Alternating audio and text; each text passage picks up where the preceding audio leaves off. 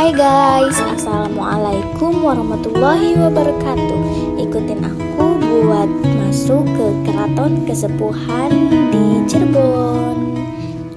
Kita langsung masuk ke Museum Pusaka Keraton Kesepuhan. Nah, di sini saya bersama Bapak Rudi sebagai tour guide kita kali ini.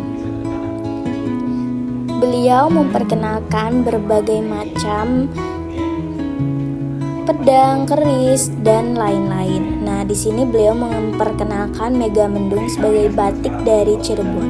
Beliau juga memperkenalkan sultan-sultan yang pernah memangku Keraton Kesepuhan. Seperti itu. Di sini kita dijelaskan singkat oleh beliau tentang pedang, keris, dan peninggalan-peninggalan zaman Belanda lainnya. Seperti peti, ada tempat jamu juga yang disusun dari seperti tubuh manusia. Dari atas adalah untuk kepala dan bawah untuk pengobatan di kaki.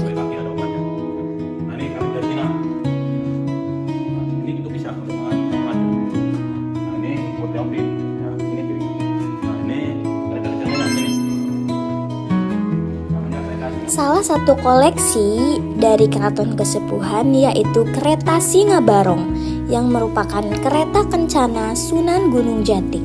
Kereta tersebut saat ini tidak lagi dipergunakan dan hanya dikeluarkan pada tiap 1 Syawal untuk dimandikan.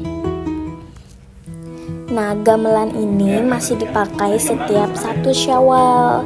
Ini adalah wayang kulit peninggalan Sunan Kalijaga.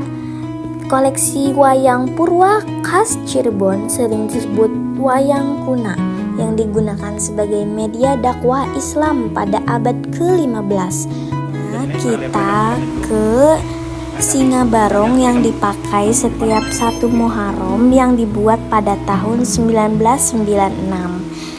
Yang tenaga penggeraknya adalah 4 ekor kerbau bule atau albino. Nah, kita langsung ke lukisan Sri Baduga Maharaja Prabu Siliwangi. Keunikan visualnya adalah mata bergerak.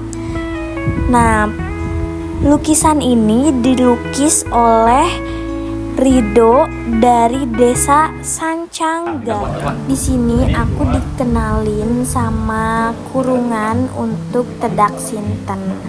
Nah, terus di depan kurungan adalah ruang pusaka Keraton Kesepuhan. Tapi sayang banget, dia dibuka setiap hari Minggu dan saat ada upacara adat saja. Di dalamnya tuh terdapat jubah dan tongkat serta piring-piring dan gamelan sekaten. Di sini kita akan melihat keraton yang masih beroperasi sampai sekarang.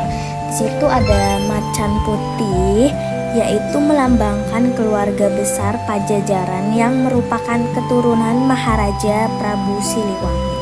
Di keraton yang masih berfungsi sampai sekarang, ia akan open house hari kedua dari Hari Idul Fitri dan Maulid Nabi. Jadi, Keraton Kesepuhan menyediakan berbagai macam kuliner khas Cirebon seperti lengko, tahu gejrot, nasi jamblang, dan lain-lain. Selanjutnya kita masuk ke komplek Dalem Agung Pakumwati. Nah, di sana terdapat Sumur Kejayaan, Sumur Tujuh, dan Sumur Upas.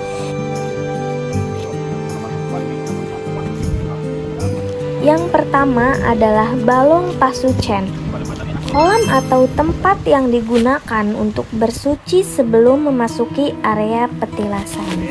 Sumur Upas digunakan untuk mencelupkan pusaka kerajaan. Sumur Tujuh terdiri dari 7 mata air yang dikeramatkan. Sumur Agung juga berada dengan 2 sumur keramat lainnya, yaitu Sumur Tujuh dan Sumur Kejayaan. Nah, ini dikenal tidak pernah kering sepanjang tahun, meskipun saat musim kemarau panjang. Digunakan sebagai ritual bersuci. Masyarakat sering mengunjungi sumur ini untuk mengambil air atau mencuci muka hingga mandi. Tapi tidak diperbolehkan ya untuk buang air kecil.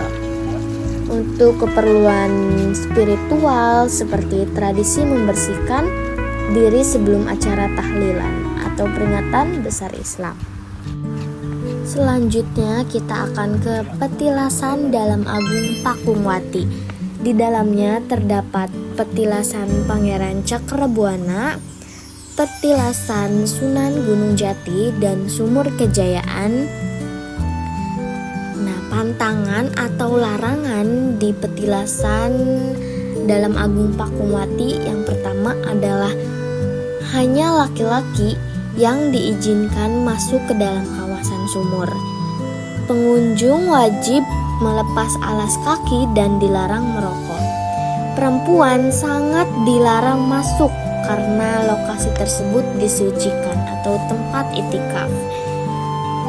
Yang terakhir, pengunjung laki-laki sering mandi atau mengambil air untuk mencuci muka dengan tujuan mengharap berkah atau hajat. Kenapa membangun harus kesepuhan? Ya, gini. Apa ada hubungannya dengan usia para penghuninya? Enggak, jadi Keraton Sepuhan artinya waktu generasi ke-6 dari Sunan Jati, Cirebon kedatangan Belanda. Cirebon ini dibagi dua oleh Belanda, Keraton Kesepuhan dan Keraton Kanoman. Artinya Keraton Kesepuhan artinya yang lebih tua, umurnya lebih tua. Keraton Kanoman yang anom, yang muda. Jadi kakak beradik. Saya sering melihat lambang dua macan di Cirebon yang tadi. Ya. Apakah itu sekedar hiasan atau ada arti mistis di baliknya? Nah, itu ada dua patung macan putih di depan halaman keraton. Itu melambangkan simbol dari kerajaan Pajajaran. Karena Cirebon ini penerus kerajaan Pajajaran. Nah, itu nama macan itu namanya Ki Lodaya dan Ki Jagabaya. Juga disimpan jubah peninggalan Sunan Gunung Jati. Ya. Kenapa kainnya terlihat sangat berbeda dari kisah batik biasanya, dari kain batik biasanya? Nah, itu jubahnya Sunan Jati udah ratusan tahun. Ya. Mungkin produksi itu udah lama. Ya, makanya ya kayak gitu. Di museum kita nggak bisa lihat. Iya. Ya, maaf ya, di museum ini dibukanya tiap hari Minggu aja. Beda zaman sama beda ini ya, motif-motifnya. Semua orang memotret kereta Singa Barong. Tapi apa rahasia di bagian bawahnya yang jarang diperhatikan orang? Nah, itu biasanya tiap malam Jumat Kliwon biasanya ada satu sesaji yang berupa tumpeng. Tumpeng itu yang dibuat dari nasi, dikasih telur sama ikan ayam. Menurut Ibu tentang Keraton Kesepuhan? Menurut saya Keraton Kesepuhan itu harus diketahui oleh semua karena merupakan kerajaan yang termasuk kerajaan terbesar di Jawa Barat awalnya. Ini. Selanjutnya, pesan dan kesan Ibu selama berada di Keraton Kesepuhan.